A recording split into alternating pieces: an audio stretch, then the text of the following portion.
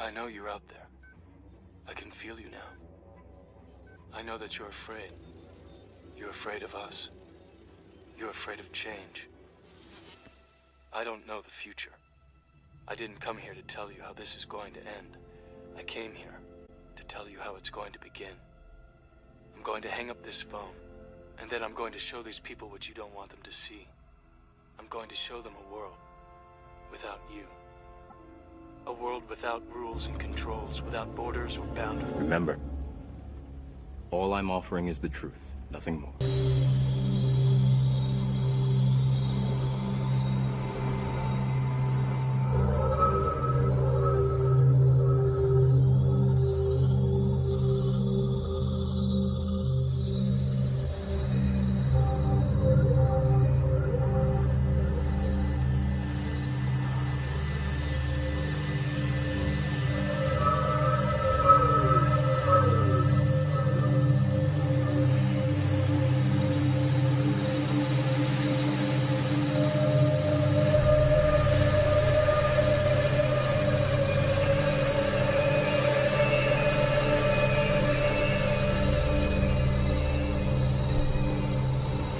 Could a strange substance found by a Southwest Arkansas man be part of a government test? Well, that's the question at the heart of a phenomenon called chemtrails, now getting widespread attention. Well, they say the government is dumping chemicals on us to control or manipulate the weather. And they say the unusual-looking jet trails in the sky are actually chemical-laden chemtrails.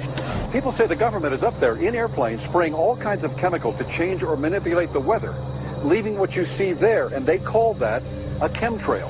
So what I look at there and I think are contrails, you're telling me are chemtrails? Yes, that a contrail would be dissipated by now. And it's interesting, Dale and Christina, this is of interest not just in this country, but European countries and frankly all over the world. A lot of folks interested in it. Well, Dave, you mentioned that climatologists and others who study the atmosphere believe that they'd be able to surely spot any kind of signs of an ominous plot. Our journey started in San Diego, California, where thousands of scientists, engineers, policymakers, and journalists gathered for the American Association for the Advancement of Science Conference. One of the topics was the artificial manipulation of the Earth's climate, also called geoengineering. During the meeting, scientists spoke about the plausibility of implementing geoengineering campaigns throughout the world under the guise of preventing global warming. One widely accepted theory was to block the sun by spraying something into the atmosphere. When they were asked about existing aerosol programs, they stated clearly that no such programs have ever been implemented. But strangely, these proposals sounded exactly like what people around the world are claiming is already happening. When I found out that the American Association for the Advancement of Science was going to be held down here and the main body of topics would be on geoengineering, I had to come. I had to be in on this. I had to hear what these top climate change scientists had to say. And that's the other question about chemtrails and whether geoengineering is being deployed right now without our knowledge. I don't have any personal insight into that, other than to say that I worked in government at pretty high levels in the White House and in at state government. I'm personally skeptical of that. But obviously, you never know what you don't know. Chemtrails. On the internet, they are cited as proof of the government creating clouds to combat global warming. They claim the American government, with the secret approval of the national government, is covertly using jet aircraft to spray population centres with aluminium, with barium, and with strontium so as to reduce people's immunity and reduce the global population. I'm always a little bit suspicious because the government doesn't seem that capable to do something on such a large scale. That is not rain, that is not snow. Believe it or not, military aircraft flying through the region is dropping chaff. Small bits of aluminum, sometimes it's made of plastic or even italicized paper products, but it's used as an anti-radar issue, and obviously they're up there practicing. Now, they won't confirm that, but I was in the Marine Corps for many years, and I'll tell you right now, that's what it is. What happens here, military jets, some come out of Key West Air Force Base, and they move off into the atmosphere, and they drop mylar strips. Some could be a little wider, some are small glass fibers that are coated in aluminum. And what the Air Force does is they take their military jets and they dump these out of the aircraft, they fall into the atmosphere, and some take as much to a day to fall down. this is inevitably military or something going on. The government, the Air Force, you see this kind of a pattern like this, you can rest assured there's something going on. They're actually little bitty magnetic and little bitty strips of, whether it's aluminum. Well, it's a nuisance to you and I to determine what's real and what's not, but it looks like it is a life-saving operation there for the military. The apparent motive behind this conspiracy theory is one world government. Order, I cannot hear. Mr. Speaker, I want to assure the House that both my ministry and my colleague, the Minister of Health, who have received correspondence on this issue, that this conspiracy theory does not have an iota of truth, and that the trails observed from aircraft simply come from jet engines. Number 9. Order. And I think what an appalling example it is of the new Foreign Affairs spokesperson for the Labour Party that she's spreading conspiracy theories about the United States government. I think the House has heard sufficient. It is called geoengineering, fighting global warming by putting a chemical dust in the atmosphere and reflecting harmful radiation back into space. We take geoengineering to mean deliberate, large-scale intervention in the Earth system. There are a variety of schemes that have been discussed for geoengineering. A classic example is injecting reflecting particles into Earth orbit. Nevertheless, there might be some good reasons to think about alumina. It turns out, first of all, there's been a lot of work on the environmental consequences of alumina in the stratosphere. The big deal really is that alumina has 4 times the volumetric rate of forcing for small particles as does sulfur. And that means you have 4 times less surface area for the same rate of forcing. And this is a much bigger deal. You have roughly 16 times less the coagulation rate. And that's the thing that really drives removal. So you could get away, we think, with much smaller mass fluxes. So that's why we see things like in the used aircraft patent from '89, they talk about aluminum. And that's why we're seeing in the surface water samples aluminum. And here's David Keith saying that aluminum has 4 times the reflective volume surface area. So they'd like us to think that we're talking about sulfur, but here they slipped up and let it out that aluminum is 4 times better to achieving their ends, and it sounds like it's going to be one they don't want us to know the effects of. The little picture is from a nanofabrication study, which shows you can make very high quality, and do this in just a jet in a very simple way, make high quality alumina particles just by spraying aluminum vapor out, which oxidizes. So it's certainly in principle possible to do that, and there's a big literature that's already looked at that. And you could do that by either building new versions of these aircraft or even re-engineering existing aircraft. So there's some ideas of that. So you go to an engineering firm and you want this done. They don't say this is hard or unusual. They say, okay, yes, we could do it. Aerosol geoengineering looks like it is so cheap that the cost is basically not going to be an issue. That means that implementation decisions will be risk-to-risk decisions. The risk of doing it against the risk of not doing it. And it makes the problem of how we govern it fundamentally harder and different and novel. So I've told you that it's cheap to deliver materials to the stratosphere, and I'm convinced that's true. I don't think that will change. But I think the more we do research, the less easy this will look, the more complicated the environmental effects will look. And that's a good thing, because right now it looks too easy. So I think that if we do more research, we're likely to find out that it's harder and more complicated than we thought, and that the side effects are harder to manage. And that's a healthy outcome that will make it easier to do the management. Of course, the opposite reaction is possible. It's an empirical question, how people will actually react to knowledge about this. Another reaction is to say, if these crazy scientists are so concerned about putting CO2 in the atmosphere, they want to think about these things, then that might actually mean we should be more serious about the risks of CO2 in the atmosphere. And by the way, it's not really a moral hazard, it's more like free riding on our grandkids. And by the way, it's not really a moral hazard, it's more like free riding on our grandkids. Numerous air quality studies, including from CARB, California Air Quality Resource Board, have named submicron-sized particulates as being particularly harmful for human respiration. Through all the discussions today, I have not heard any mention of this fallout, and has this been studied, and also the effects of a highly reactive metal like aluminum on toxifying soils and waters? The question is, what would be the effects of these materials on human health if they came down into the stratosphere, in particular small particles and aluminum? So the collaborators of mine working on the aerosol scheme are actually folks from Carnegie Mellon who focused on human health impacts. And while we haven't published it, that was the very first thing we did, was do the order of magnitude calculation at level pencil and paper, but with an expert on human health impacts about whether there could be an issue. And for aluminum or other particles, there are a lot of toxicological things that need to get looked at seriously.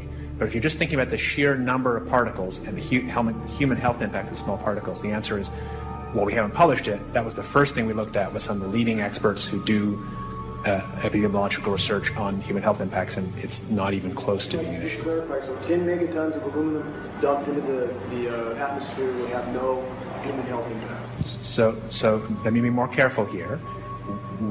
To separate out the toxicological, so the alumina we've only begun to research and published nothing.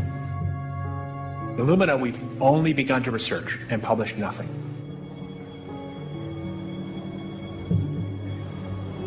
Dane looked at him and he said, so you're telling me that spraying 10 to 20 megatons of aluminum, as you said, would have no human health effects?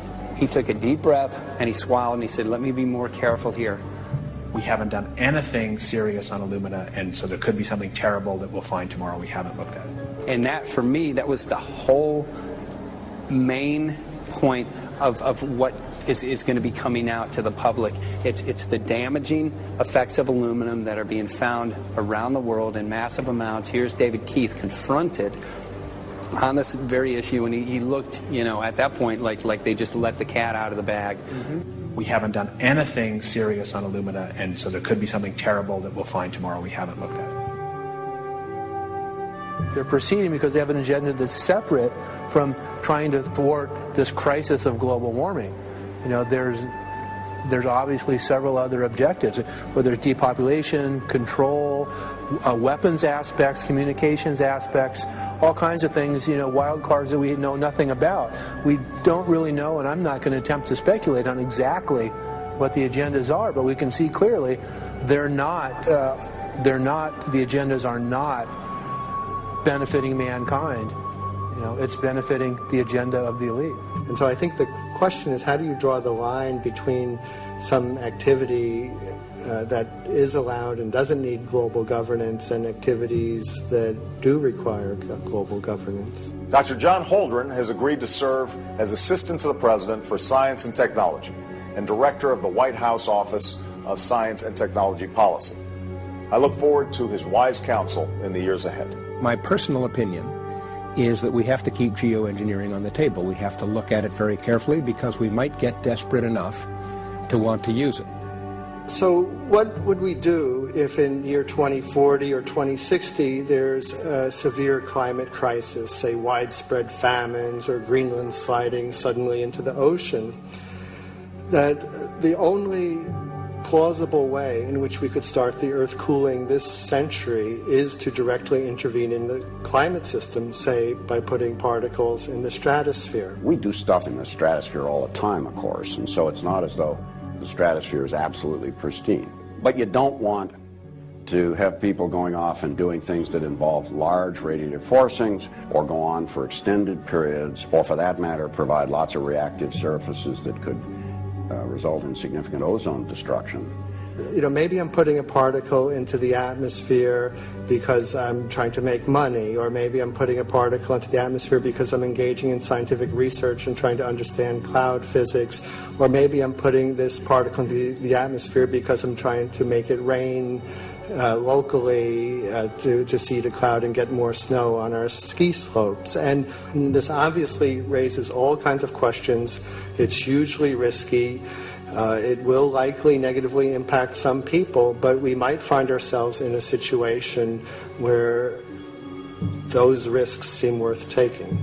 One of the things that really shocked me was in one of the breakouts they had the benefits of these programs and then the risks. Now the benefits, the one thing that was stated was the just cooling the planet.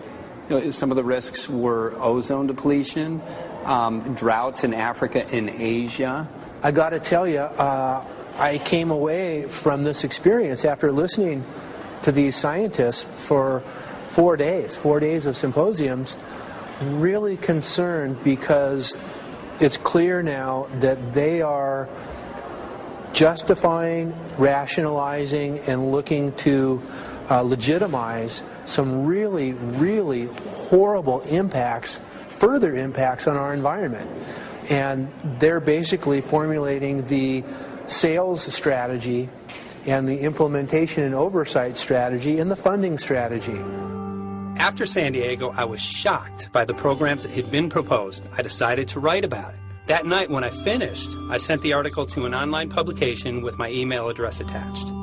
When I woke up the next morning, my inbox was flooded with responses from around the world. Why? Because I had just broken the story on aluminum in geoengineering models, which I had no clue at the time that very few people knew about.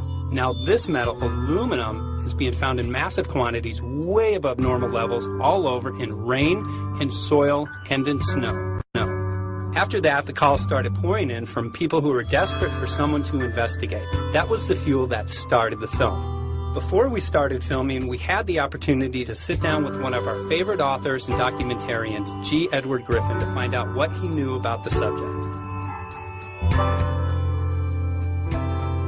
I'd like to talk for a minute about an issue that's getting more and more attention. That's the issue which scientifically is called stratospheric aerosol geoengineering, also called the chemtrail issue. I'm very aware of the chemtrail versus contrail controversy. As far as I'm concerned, it's an open and shut case. I have been watching the development of jet travel from its very beginning. I used to live near the Los Angeles airport. Remember when the first jets came in and landed? Man, they made a big noise. We never heard a noise like that before. And we used to go down and sit at the end of the runway and watch these jets come in and take off because it was a novel experience. I've been watching jets all my life, and I know about jet contrails. I've watched them. They're vaporized moisture, ice crystals, and they get out there in the atmosphere, and then they effervesce and evaporate and then disappear, and you can see them.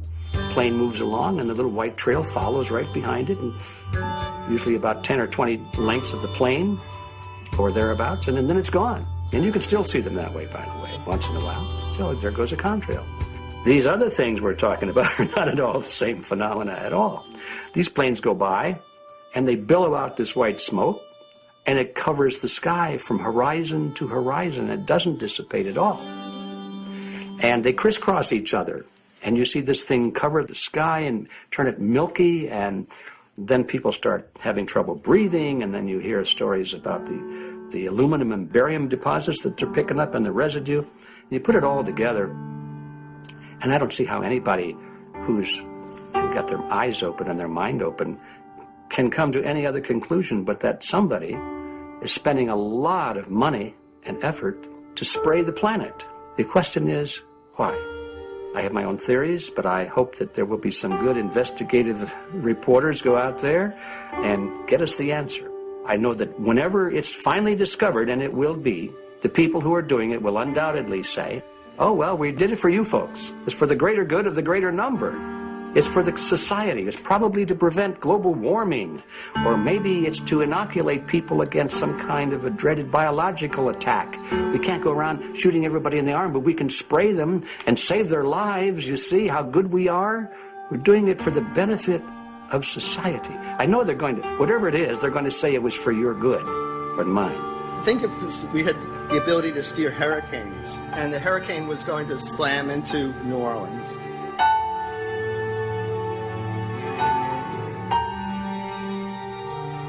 And let's say you could steer it so it would hit Mississippi instead, where for 100, that means I would be willing to more or less kill 18 Mississippians to save 1,800 New Orleanians.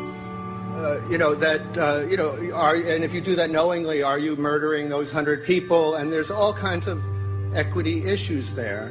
Now, also, we might be wrong about our steering, and if we didn't do the research right, maybe our steering would intensify Katrina and even kill more people in New Orleans. And so this question of how do you develop the confidence to know that your intervention will reduce overall damage, and then how do you deal with the understanding that you might be damaging some people who wouldn't have been damaged before while saving people overall?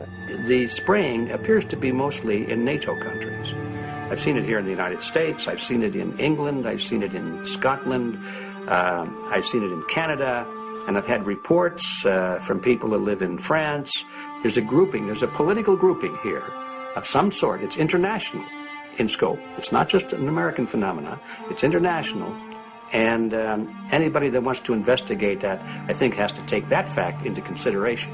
They're going to find a political grouping and a political motive here. But in my humble opinion, it's not in your good or mine at all. I don't know what it is, but we'll soon find out.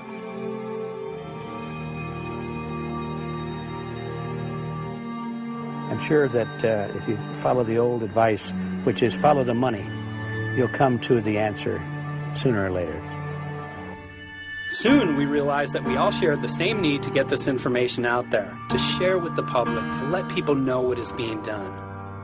Ed felt so passionately about the issue, he offered to help us. Well, the main thing now, since it looks like the budget is going to be met, is get it done well. We don't come off the tree knowing any answers at all. Yeah, we're not scientists. We're just asking questions, exactly. And we've got to be very skeptical about the answers. That's it's totally accurate, totally honest. Why can't people see this? They're not hearing it. They don't know that the facts are not being presented. We're very lucky, you know that? Look at this opportunity that's been dumped on us. I know. Opportunity. It's this is going to it's going to be a battle. I know that. A challenge and a battle, but I mean, why are we here if it's not for that? We're going to short break with DJ Foxy. Can't go to get him all tomorrow, so it's going to be you for the moment. I'll call him again. So. Sounds good. I saw the sky crisscross with chemtrails. And I can't remember if it was in L.A. or if I was on the road, but I had looked up one day, and I thought, look at that. That's not the flight path, man. That was a regular grid over the city, and I couldn't believe my eyes. Milky white clouds. And, it all seems very obvious. And now the evidence of what we have on the ground with the aluminum, the barium, strontium, and with what we see in the patents and what the geoengineers say are going to happen, I mean, for the everyday Joe, this is a slam dunk. This is a very delicate moment for the powers that be because they're taking a covered-up operation like the tropospheric aerosol program or chemtrails, Project Icarus, whatever. It's had many names over the years. And they're making it overt into a geoengineering scientific shield to deflect sunlight because global warming's out of hand. So at this very moment, the belly of the beast is right above us with no armor. Whether people believe in chemtrails or not, the geoengineering should be scary enough. And when people learn about geoengineering, chemtrails will then become apparent because they're the same. So you're talking about global conspiracy here. Geoengineers propose doing this on a global level. Off to Redding, California. Guess this is the second step after the AAAS meeting. We'll see what we find.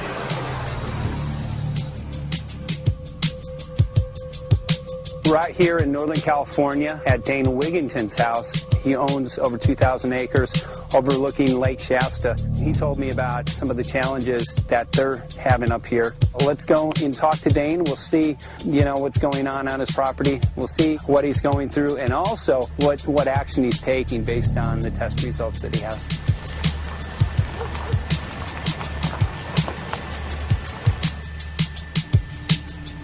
As I have a background in the energy fields. I worked in the first solar plants in the continental U.S. in the early 80s. My home was on the cover of the world's largest renewable energy magazine, so this is my background. My goal has been to alert the public there is a mountain of toxic material falling on us, period. Before about 5 years ago, our skies were typically blue, and now you see it's covered with lines and haze. And virtually nothing you see on the horizon, nothing you see in the sky above us is a natural cloud. I mean, it is virtually all the remnants of these aircraft lines that you see fanning out, spreading into clouds, artificial clouds. But the sky is a very dirty look to it. There's not the white cloud, blue sky that we had only a few years ago, but it looks like there's some sort of massive industrial activity or forest fires burning over there. And we see that typically every night. You see even down to ground level, the clarity drops off significantly, and we don't see that except for the days when we have these long, lingering trails that spread and cover the whole sky. And on certain days, you can see these trails actually dropping vertically like a veil. We assume the particulates are descending, and we have the test to prove that we are being inundated with levels of aluminum and particulates that are literally tens of thousands of times what would already be considered high. So we're not talking about exposure to a slight percentage higher of these toxic materials. We're talking about quantities, for example, off the side of Mount Shasta. If you can pan back, that's a landmark in Northern California, considered to be a pristine water source. Aluminum or snow sample off the side of Mount Shasta tested 61,000 parts per billion. This is just ordinary snow water, and people are drinking this stuff when they're hiking on the mountain. And remember, government action is required at 1,000. This is 61 times over the government limit, and our hikers are drinking this poisonous water on Mount Shasta Mountain itself. Barium, 83. Strontium, 383. So this summer, the people climbing are drinking poison. Basically. I certainly wouldn't want to drink 61,000 micrograms per liter of aluminum. And again, we've already seen in 5 years soil pHs in this area that have escalated 10 to 12 times, and we can prove that conclusively. Well, this is not speculation. We can prove conclusively that these metals have been in the rain. We have duplicate samples. Bachelor of Science in Forestry, International School of Forestry at Missoula. Master's in Zoology, specialized in aquatics.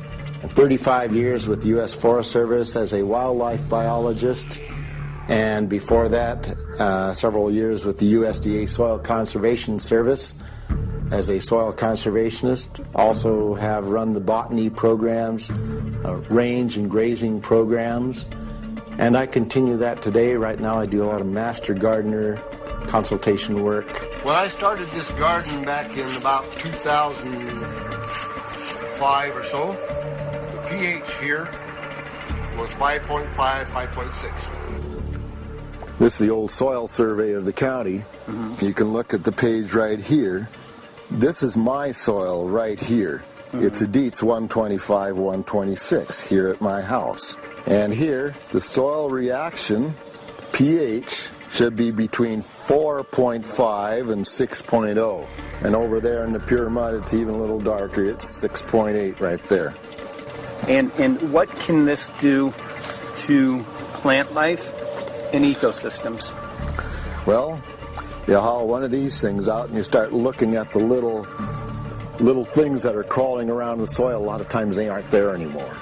The little soil arthropods that you can barely see on a microscope, you can actually see movement with this. Little tiny macroscopic, look like little moving pieces of dust. Those start to go away. They're not gone entirely, but they start to go away. This is black oak acorns. You know, this is pieces of cedar wood. You know, come on, folks. This should be very acid, and I'm getting 10 times higher than expected. And there's something really wrong here. Well, you can see all those reports, lots of them. Have over 20 reports here. Well, at least 20. I'd say it'd be closer to 30. All revealing dangerous amounts of aluminum and barium. You know, the science is there that something funny is happening. And the naysayers say, well, so what? Isn't neutral good? Well, no, neutral's not good. Neutral is not good. If your soil is supposed to be 5.6, it should stay 5.6 if you want the forest to be healthy. And if you want to grow a good garden, you have to keep your pH around 6.0, 6.5. I think that we just need to wake up and just look at what's happening, because we can't just ignore it, because it's going to get worse and worse if we just keep ignoring it and pushing it away like, oh, that's nothing. There was mason jars, and they were brand new, sterilized, and that's what we catch the rain in. And then there was a HEPA filter that we tested the air with. Okay, so you caught rain and then you basically filtered air. What did you find? Aluminum and barium. Here's another test that's revealing 375,000 parts per million aluminum, barium at 3,090 and strontium at 345. Yeah, that's from a lined pond. With EPDM fish-safe pond liner, there is no chemicals, manufacturing materials at all in that pond liner that's available to the aquatic life. It's designed for that purpose. The well that feeds this pond has been tested and retested. ND, no detectable aluminum, 0. The only other place this pond can receive water is rainfall. We are located on a filtered, forested hilltop, miles and miles and miles away from any industry, highway, and so forth. After several heavy spray days, there was a film that we received formed on the surface of the water, and we tested that crust, and it was aluminum and barium. That after a year and a half's accumulation had 375,000 parts per billion of aluminum in it. It's literally toxic. We can say conclusively that what we see in the sky matches expressly what's outlined in numerous patents, and the materials on the ground match those patents. This material was not there 5 years ago. It is a recent phenomenon in the quantities it's in. It has escalated in some cases 50,000% in 5 years in the case of aluminum. From our original baseline reading of 7 parts per billion, which was already high, it has escalated up to 50,000% in 5 years. And we've seen profound changes in that time. Dr. Leonard Time, PhD in chemistry, I cross-checked with him, and he says the oxides of aluminum, barium, and strontium will drive your pH into the coastal, from an acid soil like this up into the neutral. There's no question about it. And that's exactly what you see happening. Wow. I have a doctorate in inorganic chemistry from Oregon State University, in which I was working with different metals and oxidation states, and then did a postdoctorate work at Brandeis, where I was working stabilizing off-oxidation states of different metals. The goal is to sort of figure out how everything fits in the dynamic equilibrium of life. I was working with Francis up in Mount Shasta, and he showed me some rainwater analyses that had to do with levels of aluminum, strontium, and barium in the atmosphere. So I feel the major toxin in these chemtrails is the aluminum. And from the levels we were looking in at Mount Shasta, this is totally, totally unacceptable. When you get to metals and biological systems, you're no longer talking about the bulk aluminum that people think about when they're drinking from soda pop cans and that. So once it gets to the aluminum oxide stage, it just forms a plaque within your arteries and shuts down life. When you take elements that normally aren't out in the environment and you start putting them in the environment, it raises some serious red flags. Aluminum is a very specific, nasty in biological systems. It takes that site and it never lets go, and it shuts down the site, and that's it. And so as you accumulate aluminum over time, it causes major neurological damage because it ends up as aluminum oxide that's essentially stuck in place and can't be flushed out by normal systems. At the core of everyone's condition is always some level of toxins. And aluminum is known to have cancer-causing effects. The half-life is decades. I think that we should be working on taking more of these toxins out of our environment instead of adding more toxins in. It's very concerning that if we add more toxins to our environment, that will be increasing the rates and risks of cancers. Even one patient is not worth it. So sad that they would consider putting aluminum in our environment to affect something when they could be causing so much more damage. Wherever the material is coming from, it is there. The amount of metal falling on us cannot be disputed. Absolutely, this is not speculation.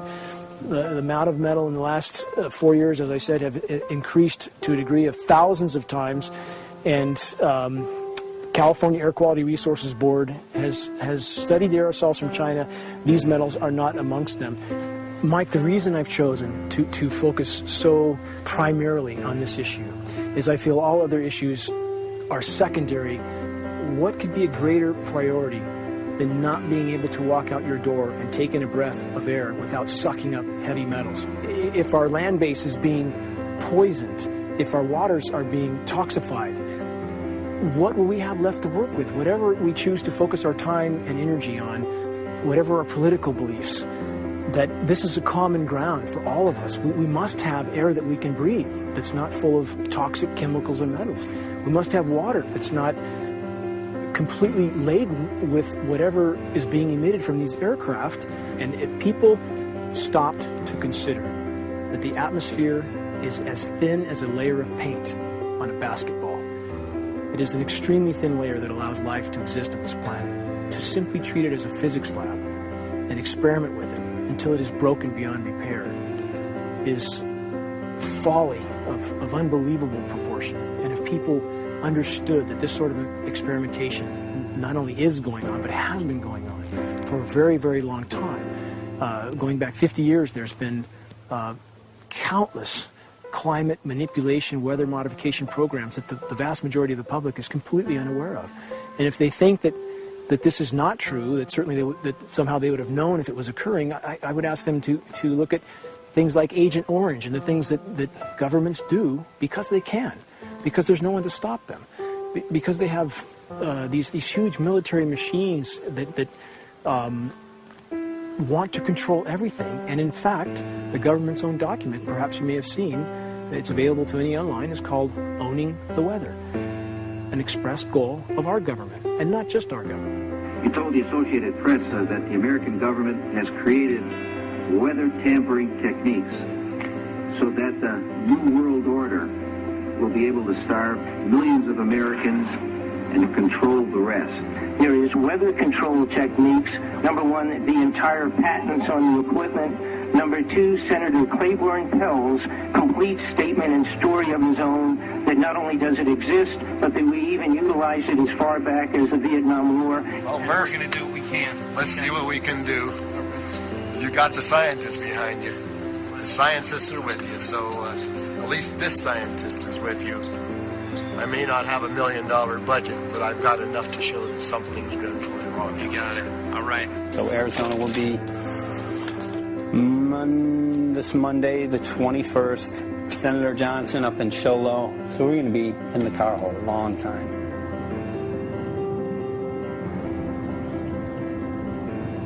Well, it is such a pleasure.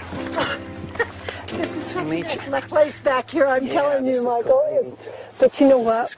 We love it. It's so private and it's so quiet and peaceful. And please come in. My name is Karen Johnson. I served in the Arizona State Legislature for 12 years. I was in the House for 8 of those years and in the Senate for 4 of those years. When you see a plane fly overhead, there's a trail that leaves the end of that plane, and it goes from one horizon all the way to the other as the plane flies across, and it begins to filter out and cover more and more of the sky in kind of ripples. It widens out and fills the whole sky. I mean, how could anybody think that that was the case? And then to live and to be underneath that and know that whatever is in that is falling down upon you and upon your animals and upon the earth. And I mean, it's frightening to me. And if people don't start really waking up and facing the fact that we've got people that are doing terrible things to us, and we had better wake up and fight back now. I mean, I'm the mom of 11 kids. I've got 35 grandkids. I mean, I've got a stake in this. I care about what is going to be left for my children. I care about it, and I'm extremely worried about what is going to be left to them.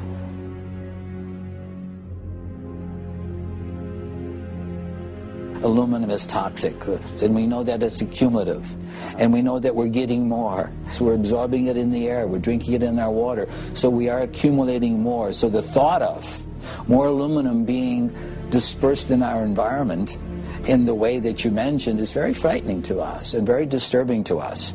Those of us who have done any research on this are really quite concerned that we are ill-informed about this issue, and mostly that it's being done.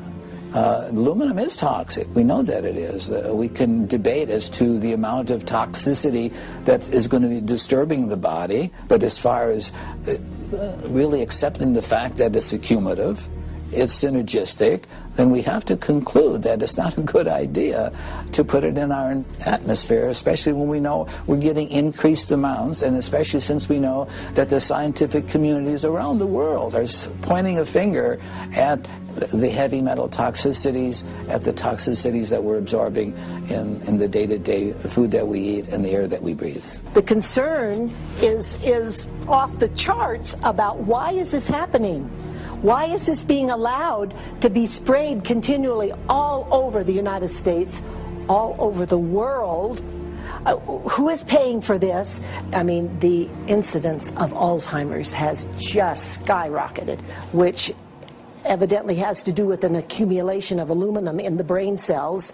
I mean, I think almost every family has been touched by a member as they get older having Alzheimer's. And it's a horrible disease. And to say that, well, this just came because people drank soda pop out of aluminum cans, you know, when my father passed away with Alzheimer's and he didn't ever drink soda pop, you know, that explanation doesn't ring true with me. And so I'm wondering, how much did this chemtrail spraying back in the Illinois area affect him? Aluminum and fine metal is an accelerant. Our friend who's a firefighter up in Pine, Arizona for 20 or 30 years says that the wildfires now that they're fighting are way beyond anything they've seen before in intensity.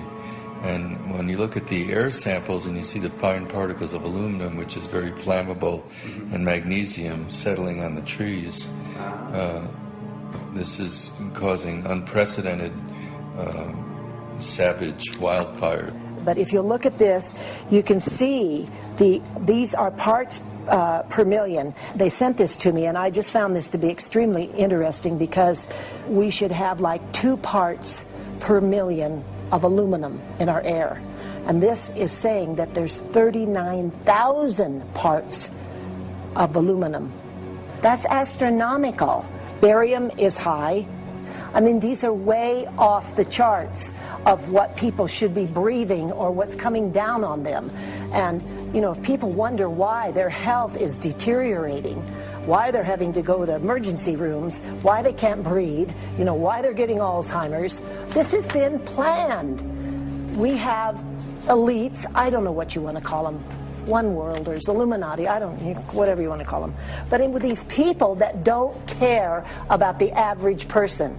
They only care about themselves, their greed, their power, and if they eliminate, you know, 2/3, 3/4 of us from the planet, so much for the better for them, because then they don't have so many people to have to herd around and worry about. So this is a lot what this is about, and this is very, very alarming and scary. I mean, where is this stuff coming from, and why? Why is this kind of stuff being put out there? You know, I've heard different explanations about, oh, we need to cool the planet, all this and that. But if people are up there trying to cool the planet, why do they need all this kind of stuff in it? The explanations just never have really rang very true. And as I'm setting up the equipment, she looked at me, she said, all these trees here are dying. And I said, what? She says, all these trees in here are dying. So I thought, well, I'm going to test for aluminum, because that's one of the key things in the programs that we're talking about, and titanium. And I took some of this bark sample and tested it, and it came back positive with aluminum and titanium. Then I started traveling around California, noticing the same thing. In Lake Tahoe, there was a lot of the same type of bark, all through Sacramento area and Davis. Just about everywhere I went, I was noticing this silver white bark. What I think is happening is these chemicals are getting down and destroying the roots. And then as they come up, they're going out into the bark. Those 2 right there are the ones that are just, it just hurts so bad to see these 2, because look how old and big they are. We probably lost 40 trees right here on our 10 acres. Every week, every other weekend, we'd see another tree that was beginning to die. And I mean, it's just so sad, we just cry. And to think that that might have something to do with it, along with their other explanations, would really, really frost me. Every time you lose a tree, you know, it's not good. It's just sad. And there's another one over here in this little group of trees here. Don't you feel better when you stand up and fight than if you crawl down in a little hole and go to sleep? You know, I mean, my gosh, people, your families are out there, children are out there, your grandchildren. I mean, you've got to do something to help.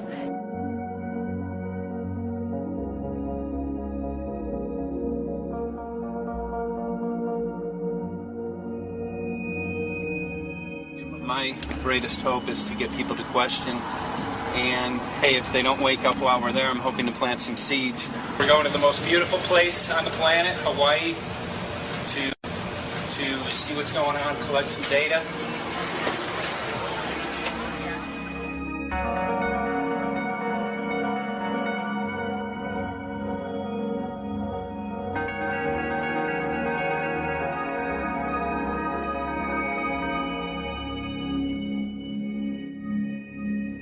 Thank you for having fun with us. Hope you enjoyed the trip. Have a great vacation and welcome home if you're lucky enough to live here. Thank you.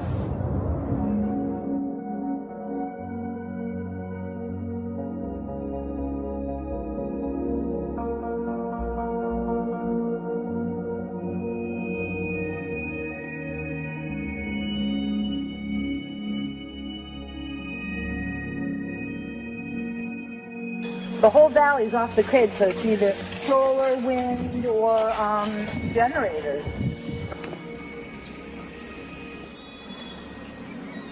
Look at this, man. Yeah, their mind can't even conceive of a dream of this. Right. Yeah, right. Even coming here, and one would never think, you know, in paradise that it's getting destroyed. And they're doing it island style. They do it off the island, right? They do it off the island. So they don't, you know, you don't see the chemtrail airplane. The theory is that they're spraying offshore, and it's coming in on the... And it's coming in. Now these are coming from the west. They're also spraying on both sides today. A lot of this stuff is actually chemtrails coming this direction. There's material that's blocking. We should be able to see to the horizon, you know, where the Earth curves, because we're high enough and we have the ocean, right? So we should be able to see. We should be able to see the Big Island. It's only 30 miles away. And you can see it's not a blue sky behind it. That's the key. It's all, you know, has that kind of weird looking blue, like silver blue, I call it. And this is a nice day. You know, there's no more blue sky. The night we're going to look at the stars at night. And it's like, you'll see, you can count them. There's so few stars at night now. There should be hundreds of thousands of stars, and I can count the stars. There's like one here and one planet here. It's like, you might see, some nights you'll see 100, some nights you'll see 10.